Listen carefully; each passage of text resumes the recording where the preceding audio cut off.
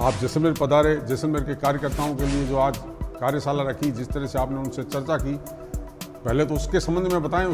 जैसलमेर के बहुत सारे साथी मेरे से कहीं न कहीं लगातार जुड़े रहे हैं। उनका लगातार आग्रह था, बहुत सारे लोग मिलना चाहते हैं।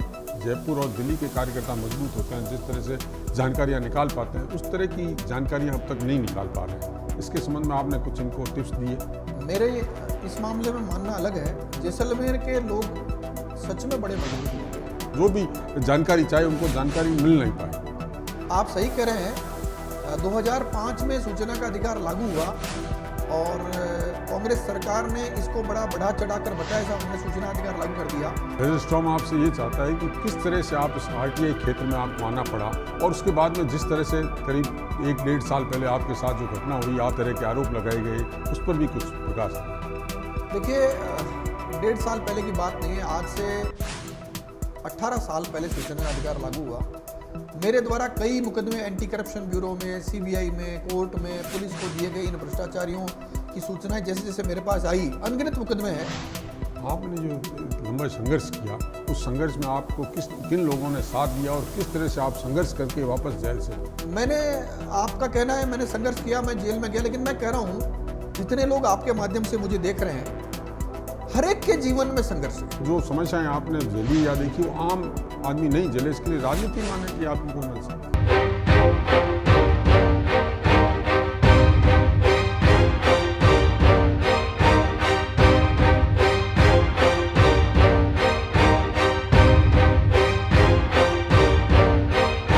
नमस्कार, डेजर्ट स्टॉर्म से मैं विमल शर्मा। आज हमारे बीच राजस्थान की एक शख्सियत आई है जो पेशे से वकील है और वकालत करते हुए जब उन्होंने देखा कि राजस्थान में भ्रष्टाचार का बोलबाला है और आम आदमी को न्याय नहीं मिल रहा है, तो वे एक सामाजिक कार्यकर्ता के रूप में, आरटीआई कार्यकर्ता के रूप में काम किया और अपने लंबे सफ़र में एक ऐसा दौर भी आया जब उनको जेल जाना पड़ा। हम आज उनसे चर्चा करेंगे, उनके जीवन पर और किस तरह से उन्होंने ये संघर्ष किया, उस पर चर्चा करेंगे। सबसे पहले तो गौरव सिंह जी, आपका बहुत बहुत स्वागत है डेजर्ट स्टॉर्म में। आप जैसलमेर पधारे। जैसलमेर के कार्यकर्ताओं के लिए जो आज कार्यशाला रखी, जिस तरह से आपने उनसे चर्चा की, पहले तो उसके संबंध में बताएं, उसके बाद में आपके जीवन में जिस तरह की घटनाएं हैं उस संबंध में भी बताएं। जैसलमेर के बहुत सारे साथी मेरे से कहीं न कहीं लगातार जुड़े रहे हैं। उनका लगातार आग्रह था, बहुत सारे लोग मिलना चाहते हैं और नागरिकों के अधिकारों की रक्षा के लिए कुछ एक संगठित रचना खड़ी करने की जो इच्छा थी राजस्थान भर में, उसके लिए हम लोग प्रयासरत थे। उसी कड़ी में आज बहुत सारे साथियों से मिलना हुआ जो किसी न किसी रूप में समाज हित में काम करते हैं। जैसलमेर के परिप्रेक्ष्य में देखा जाए तो जैसलमेर में आरटीआई कार्यकर्ता जिस तरह के जयपुर और दिल्ली के कार्यकर्ता मजबूत होते हैं, जिस तरह से जानकारियां निकाल पाते हैं, उस तरह की जानकारियां अब तक नहीं निकाल पा रहे हैं। इसके संबंध में आपने कुछ इनको टिप्स दिए। मेरे इस मामले में मानना अलग है। जैसलमेर के लोग सच में बड़े मजबूत लोग हैं और जैसलमेर और बाड़मेर ज़िले से आप कभी यूपीएससी की जब चयनित सूची देखेंगे तो उसमें आपको प्रतिवर्ष यहाँ से लोग मिलेंगे। मुझे लगता है कि यहाँ के लोग बहुत ही सुदृढ़ होते हैं, बात के पक्के होते हैं और जो भी काम करते हैं बहुत मन से करते हैं और मैं बड़ा प्रभावित होता हूँ जैसलमेर के लोगों से। आज भी जो मैं जिन लोगों से मिला हूँ, आप पता करिएगा, वो गजब के लोग हैं। रही बात सूचना के अधिकार पर काम करने की, तो वो तो पूरे देश भर में ही, स्पेशली राजस्थान में सूचना के अधिकार को अघोषित रूप से सरकारों ने समाप्त कर दिया है। कहीं न कहीं सूचना आयोग में कृपापात्र लोगों को बिठाकर सूचना के अधिकार पर काम करने वालों को या सूचना के अधिकार पर सूचना मांगने वालों को हतोत्साहित करने काम नेताओं ने किया है, अफसरों ने किया है और रहा सहा काम सूचना आयोगों ने कर दिया है। मगर आपको नहीं लगता कि अभी भी जो सूचनाएं मिलनी चाहिए वो अभी भी मिल रही है? आप नागरिकों की बात कर रहे हैं। मुझे तो लगता है कि राजस्थान में लगभग 1 लाख वकील हैं और उनकी संस्था है बार काउंसिल ऑफ राजस्थान। धारा 4 के तहत आज से 17-18 साल पहले बार काउंसिल ऑफ राजस्थान को अपनी वेबसाइट पर सैकड़ों करोड़ जो वकीलों के हैं वो हिसाब किताब वेबसाइट पे डालना था धारा 4 सूचना अधिकार में, वो ही नहीं डलवा पाए वकील। और आज भी चाहे न्यायपालिका हो, चाहे बार काउंसिल ऑफ राजस्थान हो, चाहे सरकार हो, चाहे अन्य विभाग हो, सभी लोग सूचनाओं को छिपाने का जो इनका ट्रेंड है वो उसको बनाए रखे हुए हैं। इसलिए बात नागरिकों की नहीं है, बात तो सरकारों की मंशा की है, बात ताकत में बैठे जो लोग हैं जिनको कानून में लोक सेवक माना गया है उनकी मंशा ठीक नहीं। अन्यथा सूचनाएं तो सुओ मोटो ही वेबसाइट डालनी चाहिए, लोगों को मांगनी ही नहीं पड़े, यह व्यवस्था होनी चाहिए। नहीं, ये बहुत बढ़िया बात की आपने कि किस तरह से सरकारें मामलों को दबा रही है, मगर इसमें ऐसा नहीं लग रहा कि 2004 में जब ये कानून आया उसके बाद में सरकारों को लगा कि ये कानून तो एकदम हमने गलत कर दिया है, तो इस तरह से इसको सीधे तौर से न हटाकर और उसको इस तरह से किया जाए कि आम नागरिक या वकील या जो भी जानकारी चाहे उनको जानकारी मिल नहीं पाए।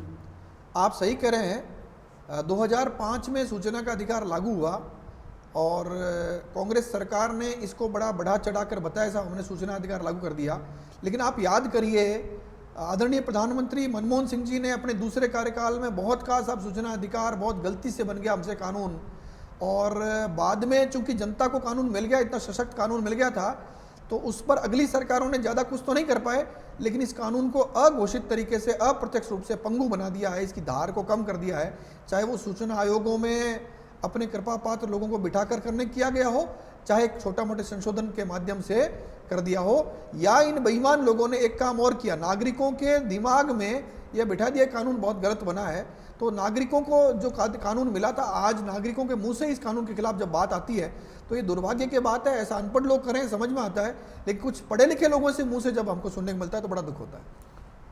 ब्रदर स्टॉर्म आपसे ये चाहता है कि किस तरह से आप इस आरटीआई क्षेत्र में आपको आना पड़ा, और उसके बाद में जिस तरह से करीब 1-1.5 साल पहले आपके साथ जो घटना हुई, आपको जेल में डाल दिया गया, कई तरह के आरोप लगाए गए, उस पर भी कुछ प्रकाश डालें। देखिए 1.5 साल पहले की बात नहीं है, आज से 18 साल पहले सूचना का अधिकार लागू हुआ। मेरे द्वारा कई मुकदमे एंटी करप्शन ब्यूरो में, सीबीआई में, कोर्ट में, पुलिस को दिए गए इन भ्रष्टाचारियों की सूचनाएं जैसे जैसे मेरे पास आई, अनगिनत मुकदमे हैं, कई लोगों नौकरियां चली गई, कई लोगों ज़मीनें चली गई, बहुत सारे काम ऐसे हमने किए। आज से 12 साल पहले इन सब भ्रष्टाचारियों ने मिलकर, उस समय भी वर्तमान मुख्यमंत्री अशोक गहलोत ही उस समय मुख्यमंत्री थे, उन्होंने स्क्रिप्ट लिखी और बहुत सारे झूठे मुकदमे, हिस्ट्रीशीटर, इनाम वगैरह घोषित किया 12 साल पहले। लेकिन हाईकोर्ट के सुपरविजन से ये लोग डर गए, सरकार, नेता, पुलिस, और इन्होंने हाईकोर्ट में माफियाँ मांगी और फाइनली सभी मुकदमों को हाईकोर्ट में कहा हमने झूठा दर्ज किया था, हिस्ट्रीशीट गलत खोली थी, वह भी बंद कर दी इन लोगों ने। तो 12 साल पहले जो स्क्रिप्ट लिखी गई थी, अब 12 साल बाद वही मुख्यमंत्री, वही स्क्रिप्ट, वही मुकदमे वापस दर्ज किए गए हैं, क्योंकि इस बार कोर्ट ने मुख्यमंत्री के खिलाफ एफआईआर का आदेश 31/3/2022 को जब दिया तो ये डर गए बुरी तरह से, और उन्होंने एक वकील को जो किसी पीड़िता के लिए खड़ा हुआ था उसको जेल में झूठे मुकदमे डालने का जो काम किया था, मुझे लगता है इससे ज़्यादा घृणित काम हो नहीं सकता। अगर मुख्यमंत्री कायर कमजोर नहीं होते तो कोर्ट के आदेश की पालना करते, उस पर एफआईआर दर्ज करते और एफआईआर का अनुसंधान करके जनता को बताते कि मेरे खिलाफ दर्ज जो एफआईआर थी वो झूठी थी। मुख्यमंत्री द्वारा एफआईआर दर्ज नहीं करना और वकील को जेल में डालना ही प्रमाणित है इस बात के लिए कि उन्होंने पीड़िता और पीड़ित परिवार और रेपिस्टों के साथ मिलकर कैसा एक दमन चक्र चलाया था, वह जनता को समझने के लिए पर्याप्त है। आपने जो लंबा संघर्ष किया, उस संघर्ष में आपको किन लोगों ने साथ दिया और किस तरह से आप संघर्ष करके वापस जेल से बाहर आए? मैंने, आपका कहना है मैंने संघर्ष किया, मैं जेल में गया, लेकिन मैं कह रहा हूँ जितने लोग आपके माध्यम से मुझे देख रहे हैं, हर एक के जीवन में संघर्ष है। कौन इस राजस्थान सरकार में या न्यायपालिका से या दिन रोजाना जो महंगाई से या समस्याओं से जूझना पड़ रहा है, किसी के साथ कोई अस्पताल से जुड़ी हुई समस्या है। आज राजस्थान की सबसे बड़ी अस्पताल एसएमएस अस्पताल में आप एमआरआई कराने जाइए, डॉक्टर लिखेगा आपके सिर में गांठ है, और आप एमआरआई कराने जब जाएंगे तो 1.5 महीने बाद की डेट देंगे, आप मर जाएं भले ही। ऐसी अनेकानेक समस्याएं, सड़कों पर दुर्घटनाएं हो रही है, लोग अपने बच्चों को सरकारी स्कूल में नहीं पढ़ा पा रहे हैं, और क्या समस्या नहीं है। ठीक है, मैंने जेल में भुगता और लोग बाहर भुगत रहे थे, तो जो नेताओं ने देश को जो बर्बादी कगार पे ले आए हैं, मुझे लगता है इसके लिए जब तक नागरिक जागरूक नहीं होंगे तब तक ये दृश्य बदलेगा नहीं। बात मेरे संघर्ष की या मेरे साथ हुए दमन चक्र की नहीं है, बात समस्या यह है कि हर एक नागरिक जो रोजाना अन्याय सहन कर रहा है, उसके अधिकारों का हनन हो रहा है, जो रोजाना समस्याएं झेल रहा है, मुझे लगता है उसके आगे मेरे जैसी समस्याएं आती रहेगी, और हम जैसे लोग जब ज़्यादा बढ़ेंगे संख्या में तब दृश्य बदलेगा। आपको ऐसा नहीं लगता कि जिस तरह से आप एक आम कार्यकर्ता, एक वकील के रूप में और एक आम नागरिक के रूप में जनता की मदद नहीं कर पा रहे हैं, आपको नहीं लगता कि राजनीति में आकर इस समस्याओं का समाधान किया जाए, राजनीतिक में आके बेहतर तरीके से ये सुविधाएं दिलाई जाए, या इस जो समस्याएं आपने झेली या देखी वो आम आदमी नहीं झेले, इसके लिए राजनीति में आने की आपकी कोई मंशा? देखिए, आज़ादी के बाद बहुत सारे अच्छे लोग राजनीति में गए,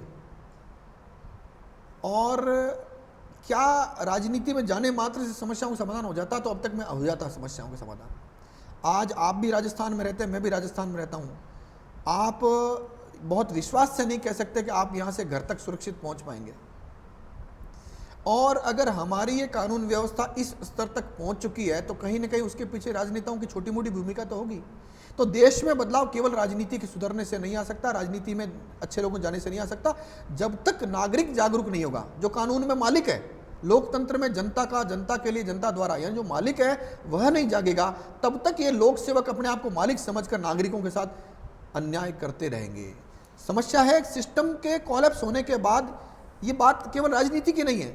आप हमारे न्यायपालिका में जाइए तो वहाँ जो तारीख पर तारीख मिल रही है, न्याय नहीं मिल रहा है, उसके पीछे कई कारण है। एक कारण नहीं है केवल वर्कलोड हो, केवल ये कारण है, बहुत सारे कारण है। तो आमूलचूल परिवर्तन की आवश्यकता है। इसमें एक ही तरीका है, वो नागरिकों के जागने का। आपने बताया कि नागरिकों को जागरूक होना पड़ेगा, जब भी इस समस्या का समाधान होगा। एक व्यक्ति के राजनीति में जाने से नहीं होगा। मगर जिस तरह की आपकी राजस्थान में पहचान है, जिस तरह से आपको लोग पसंद करते हैं और जिस तरह से आपकी कार्य प्रणाली है, तो उसको लेकर अगर कोई पार्टी आपको चुनाव लड़ने के लिए कहती है तो उसमें क्या रहेगा? आप सही कह रहे हैं कि एक वकील के रूप में भारत में 20 लाख वकील है। आप उनकी सोशल मीडिया प्रोफाइल देखेंगे तो जितना प्यार, प्रेम, स्नेह, आशीर्वाद मुझे मिलता है, भारत के कम ही लोगों को मिलता होगा। मुझे हमेशा डर लगता है कि जैसे मान लीजिए आपको राजनीति शब्द जब आप इस्तेमाल करते हैं, जो लोग दर्शक मुझे देख रहे हैं, मैं राजनीति, आप बोल रहे हैं राजनीति शब्द मैं इस्तेमाल कर रहा हूँ, तो राजनीति शब्द से ही उनको इतनी घृणा हो चुकी है, जनता को, नागरिकों को। पूछिए मत बात। आज मुझे पता नहीं चैनल पर इतना बोलना चाहिए कि नहीं बोलना चाहिए कि आप जनता में एक इंटरव्यू करिए, आप सड़क पर चलते इंटरव्यू करिए कि कोई खादीधारी नेता जा रहा है तो उसको देखकर किसी नागरिक के मन में पहला ख्याल क्या आता है? तो आप आश्चर्य मत करिएगा कि वो ये बोल दे मेरा पत्थर मारने का सबसे पहले मन करता है। तो राजनीति और राजनेता, उन्होंने व्यवस्था को कहां तक पहुंचा दिया है, मुझे लगता है आप समझ सकते हैं। मैं भी डरा हुआ हूं कि मुझे आज जो प्यार, प्रेम, स्नेह, आशीर्वाद मिलता है, कल मैंने राजनीति में जाने का निर्णय ले लिया तो शायद वही लोग जो मुझे ठीक समझते हैं वो हो सकता है कल मुझे गाली निकालने लग जाए। इस डर के भय से भी कई बार मैं राजनीति के बारे में सोचता नहीं हूँ। हमारे साथ हैं गोवर्धन सिंह एडवोकेट। वो एक सामाजिक कार्यकर्ता, एक एक्टिविस्ट हैं, सूचना के अधिकार के लिए उन्होंने लड़ाई लड़ी है। आज हमारे बीच में आए, हमारे सवालों का उन्होंने जवाब दिया और बड़े खुले मन से अपनी सारी बात बताई। राजनेताओं की बात हो, चाहे सरकार की बात हो, चाहे एक आम नागरिक की सुरक्षा की भावना हो, या आम नागरिक को किस तरह से आगे आकर काम करना चाहिए, आम नागरिक किस तरह से जागरूक हो, इस पर चर्चा की। आप हमारे डेजर्ट स्टॉर्म स्टूडियो पधारे, आपका बहुत बहुत धन्यवाद।